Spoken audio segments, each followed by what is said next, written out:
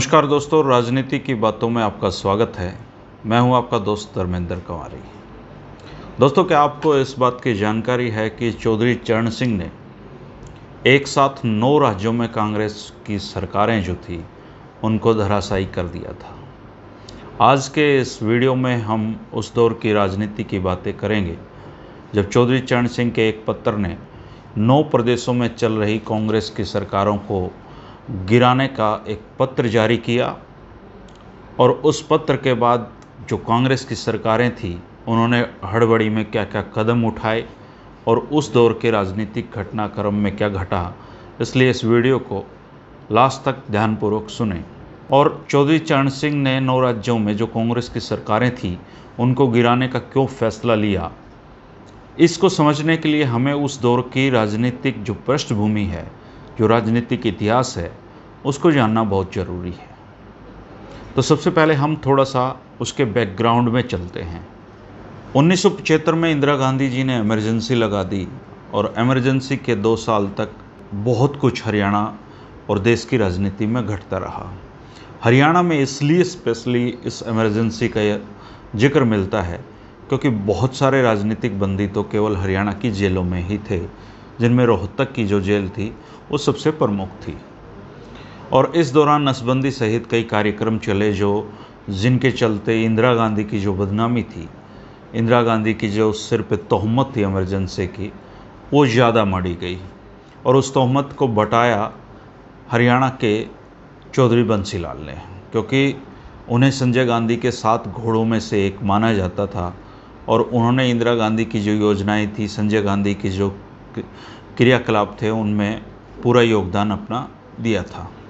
तो इस दौरान जो इमरजेंसी के जो खलनायक थे उनमें इंदिरा गांधी, संजय गांधी सहित चौधरी बंसी लाल भी इमरजेंसी के खलनायकों में एक थे।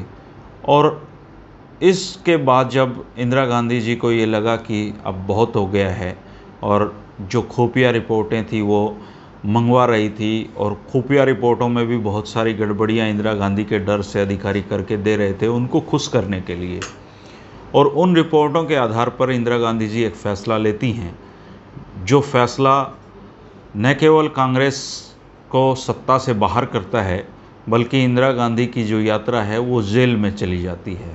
18 जनवरी 1977 के दिन इंदिरा गांधी जी राष्ट्रपति से कहकर जो लोकसभा है उसको भंग करवा देती हैं। 18 जनवरी 1977 को इंदिरा गांधी की सिफारिश पर राष्ट्रपति संसद को भंग करने की अनुमति देते हैं, आदेश पारित कर देते हैं और इसी के साथ देश भर में लोकसभा के चुनावों का बिगुल बज उठता है। जो जेलों में बंद राजनीतिक कैदी थे वो रिहा हो चुके हैं और उन रिहा कैदियों ने मिलकर एक बड़ा फैसला लिया और ये फैसला था जनता पार्टी के गठन का। इस जनता पार्टी में बहुत सारे लोग जो कभी कांग्रेस में भी रहे थे लेकिन मौका देखकर कांग्रेस से बाहर आए, वो भी शामिल हुए और मोरारजी देसाई इस जनता पार्टी के अध्यक्ष चुने गए। चौधरी चरण सिंह उसके उपाध्यक्ष चुने गए। एक जो कांग्रेस का बगावती संगठन था कांग्रेस ओ, वो भी साथ आ गया। बाबू जगजीवन राम वगैरह जितने भी नेता थे वो सारे जनता पार्टी में शामिल हो गए।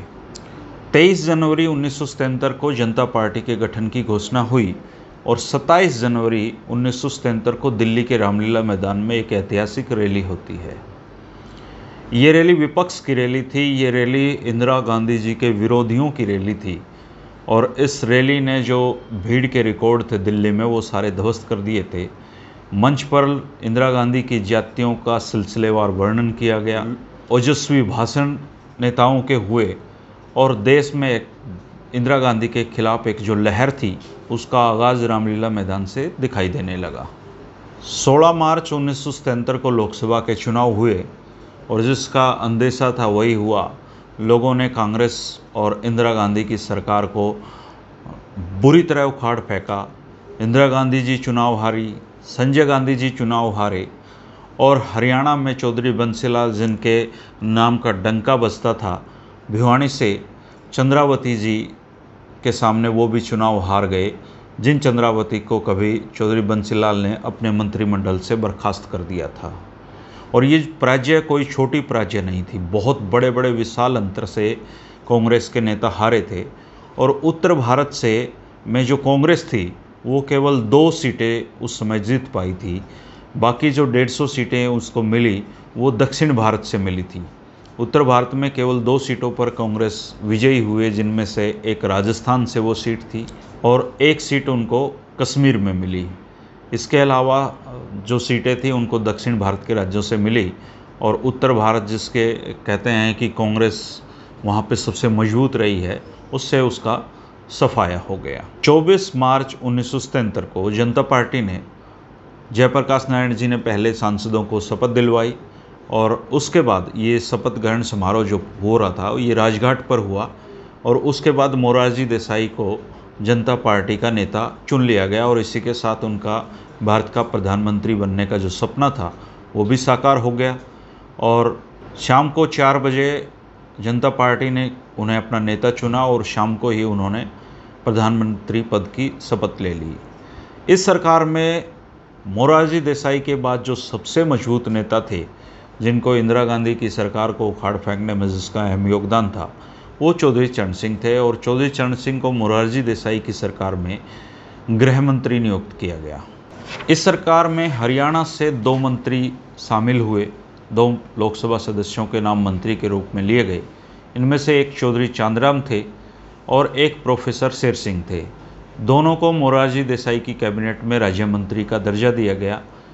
पंडित भगवत दयाल शर्मा जी करनाल से लोकसभा सांसद चुने गए थे, लेकिन कुछ समय बाद उन्हें उड़ीसा का गवर्नर नियुक्त कर दिया गया।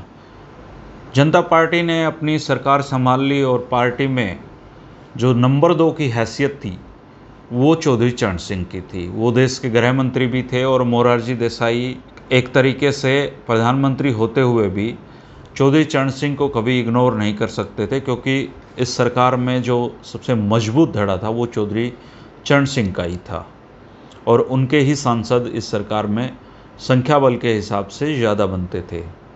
18 अप्रैल 1977 को चौधरी चरण सिंह एक ऐसा फैसला लेते हैं जिस फैसले की जद में, जिस फैसले की आंच में भारत के 9 राज्यों की कांग्रेस सरकारें हिल गई और उनका सत्ता से जाना एक तरीके से तय हो गया। चौधरी चरण सिंह 9 राज्यों जहां पर कांग्रेस पार्टी की सरकारें थी और वो लगभग अपना कार्यकाल पूरा करने की स्थिति में थे, और चौधरी चरण सिंह ने यह पत्र जारी कर उन सरकारों को अपनी जो विधानसभाएं हैं वो भंग करने को कहा, ताकि वहाँ नए सिरे से चुनाव करवाए जा सकें और कांग्रेस की जो सरकारें वहाँ पर चल रही थी उनको सत्ता से हटाया जा सके। 6 जो राज्य थे वो चौधरी चरण सिंह के इस पत्र से इतने बेचैन हुए कि वो सुप्रीम कोर्ट तक इस मामले को लेकर गए, लेकिन सुप्रीम कोर्ट ने उन 6 राज्यों की याचिकाएं थी वो खारिज कर दी और इसी के साथ ही 9 राज्यों से कांग्रेस की सरकारों जो चल रही थी वो चली गई और विधानसभा के चुनाव होना निश्चित हुआ।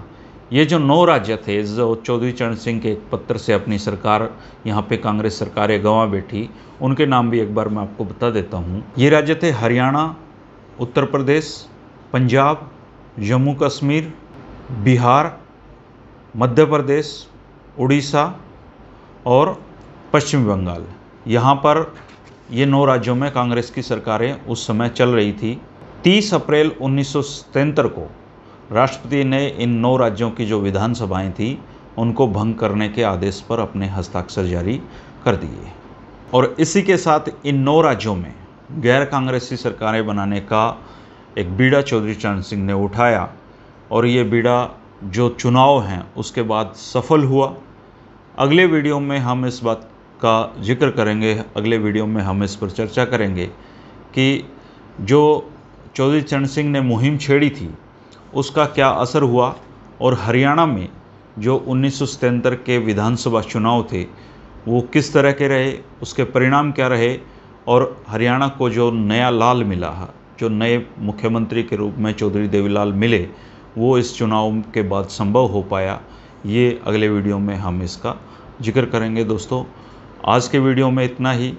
बाकी के वीडियो देखने के लिए आप प्लेलिस्ट में जा सकते हैं और रोज़ाना 3 बजे के ये जो राजनीतिक वीडियो हैं, जो राजनीतिक यात्रा है, राजनीतिक इतिहास की जानकारी है, इसका लाभ उठाते रहिए। अगर आपको उस दौर का कोई प्रसंग याद है या आप उस दौर की राजनीति में शामिल रहे हैं, आपने आंखों देखा है, तो ज़रूर कमेंट करें ताकि दूसरे लोग भी उससे सीख सकें। शुक्रिया, नमस्कार।